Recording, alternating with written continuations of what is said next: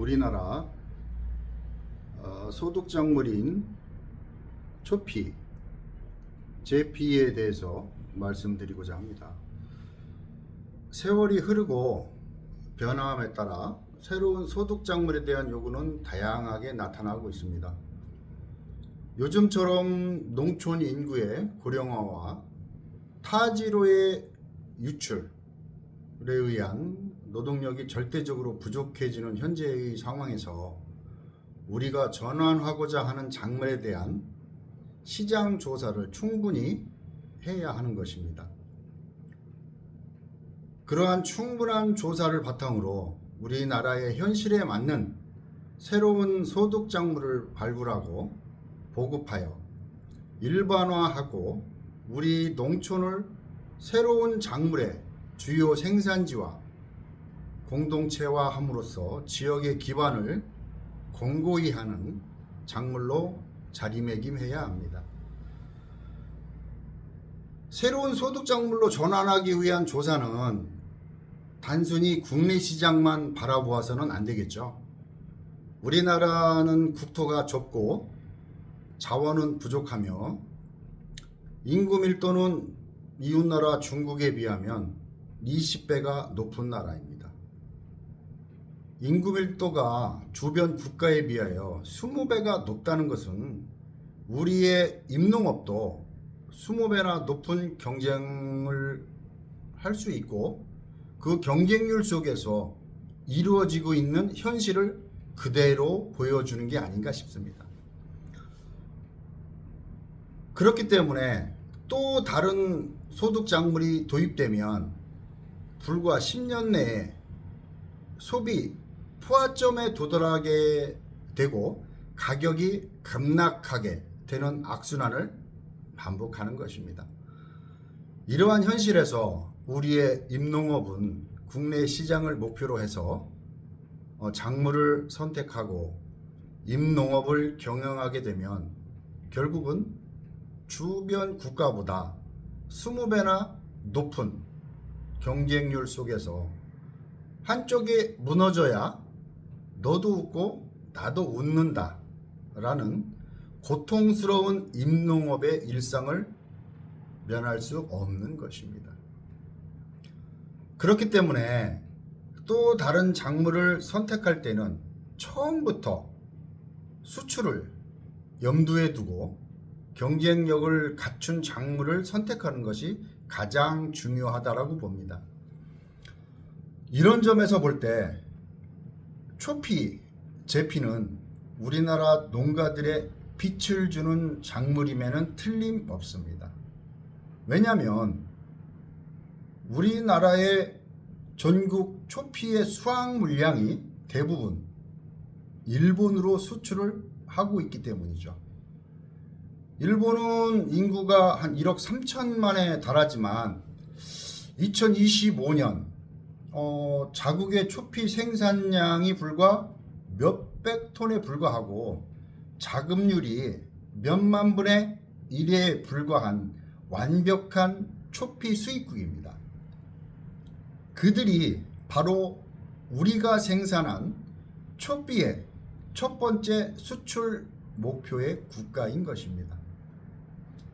과연 우리는 또 다른 작물을 재배하여 수출이 가능한 작물을 선택하는 것이 옳은 것인지 그렇지 않은 것인가를 생각해 볼 필요가 있을 듯 합니다. 게다가 지난 몇 년간 일본 수출 시장의 초피 가격은 두세 배 정도 오르고 있는 이러한 추세는 식용으로서의 소비와 의약, 한약재의 재료로부터 시작된다는 것입니다. 초피는 질병 예방과 한약재 및 의료계통의 질환을 예방할 뿐 아니라 쌀과 밀, 옥수수 등의 곡식을 주식으로 삼던 아시아 지역의 인구들의 식생활이 점점 더 육류와 생선 등의 섭취량이 늘어나면서 조리 시 발생하는 잡내 등을 잡아주고 맛과 향, 고품격 음식 등을 기능성 식품으로서 웰빙 기능성에 의하여 앞으로의 시장성은 점점 더 늘어날 수밖에 없는 것이죠. 초피는 향신료입니다. 즉 즉석식품의 아니라는 뜻이죠. 그늘지고 서늘한 곳에 한 온도 15도씨의 장소에서 1년간 아무런 변화 없이 보관할 수 있고, 또 초피를 5도씨 장소에서 1년 이상 변질 없이 보관이 가능합니다. 이러한 점은 우리의 임산물이 해외로 수출될 경우 신선도 유지와 보관성이 문제로 계약을 받는 한계를 극복할 수 있는 장점 중에 하나입니다. 초피는 향신료이므로 전 세계의 어느 지역이든 향신료를 즐기는 나라에 수출을 하여도 신선도에 문제가 대두될 일은 없는 것이죠. 이러한 특징은 단순히 해외 시장뿐만이 아니라 국내 시장에서도 가정이나 전문 음식점에서 조금씩 사용의 범위를 넓혀가며 섭취하는 소비 패턴을 만들게 될 것입니다. 이 또한 이러한 장점의 특징 때문에 초피 시장의 가격은 큰 변동이 없이 안정적일 것으로 보여지기 때문입니다. 기존의 초피나무는 재래종 나무로서 가시가 달린 초피나무를 정식한 후 최소 5, 6년은 지나야만 손익분기점에 도달할 수 있었죠. 이러한 점 때문에 누구나 쉽게 초피 과원을 조성하기는 어려웠습니다. 대부분 경사가 가파른 임야에 관리를 해서 제대로 관리가 안 되다 보니 실패율이 95% 이상을 보았던 거죠. 초피의 자람의 특성을 모르고들 계시니 식재 1, 2년 차에는 대부분 고사하고 말았던 것입니다. 저희 온세미로는 가시 없는 민초피, 식재 당해년부터 영양분을 충분히 주어서 2년 차에 개화하고 결실이 되기도 합니다. 정식 3년 차부터는 최소 1kg 수확을 목표로 합니다. 3년 차부터 수확을 하기 시작하면 해가 지날수록 초피의 나무는 커지죠. 그러면 당연히 수확량도 늘어납니다. 하여 5, 6년 차에는 이미 손익분기점이 도달하고요. 7년 차부터는 최소 한 그루당 10kg의 수확량을 예상합니다. 소득을 유지하면서 손익분기점을 빠르게 맞이할 수 있는 기존의 농가뿐만이 아니라 귀농, 귀촌인들의 소득 작물로서 손색이 없고 안정되고 빠른 정착을 유도할 수 있을 것으로 확신합니다. 아무리 좋은 작물이라 할지라도 생산의 과다가 예상되면 생산을 줄여야 한다면, 만일 초피나무가 열대작물이거나 시베리아 벌판에서도 재배가 가능하다면 우리는 다시 한번 고려해 봐야 되죠. 그러나 공교롭게도 초피는 영상 40도 이상의 온도까지 올라가면 재배가 불가능하고요. 영하 25도 이하로 떨어져도 재배가 안 됩니다. 즉 한반도의 폭에서만 재배가 가능하고 시베리아 벌판이나 인도네시아와 같은 지역에서는 재배가 절대 불가능한 품목입니다. 그렇기 때문에 경쟁력이 있는 것이고 넓은 시장성이 보장된 것이죠. 산지가 많고 강수량이 풍부하며 사계절이 뚜렷한 우리나라의 특성에 가장 유리한 작물이 아닌가 싶습니다. 초피나무는 높이가 자연 방임의 상태로 3, 4m에 불과한 외송종입니다. 기존의 가시가 달린 초피나무 군락지를 이루어 재배하거나 높고 크게 자라는 수종이 아니기 때문에 관리성이 우수합니다. 모든 유실수가 외송화로 개발되면서 관리성을 강조하는 시점에 가장 어울리며 수영의 관리와 방제 작업, 수확까지 모든 작업이 편리합니다. 또한 초피나무는 비닐하우스와 같은 별다른 시설이 불필요합니다. 부수적인 창업 비용이 감소하겠죠. 초기 비용이 많이 들어가지 않는 유리함이 있기도 한 것입니다. 아울러 우리나라의 특성을 살려 어떤 고밀도 집약 관리에 의한 최고급 초피 상품의 틈새 시장을 겨냥하여 임농업에 종사해야 하고 세계 초피 시장에서 최고급 상품으로 자리매김해야만 한다고 봅니다.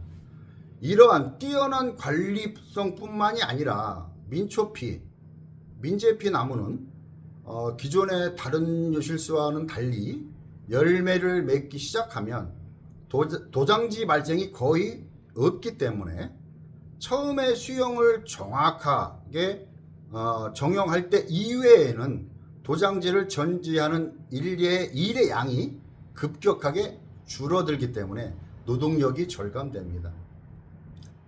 또한 민초피 나무는 수확 시기가 6월 말에서부터 8월이면 거의 판매까지 완료가 진행이 되어 다른 작물과 작업하는 시기가 겹치지도 않습니다. 노동력을 분산할 수 있으며 수확 시기에 일시에 전체를 수확하기 때문에 노동력이 적게 들어가고 아주 간결하죠. 우리 국민의 식단은 점점 더 쌀 소비가 줄어들고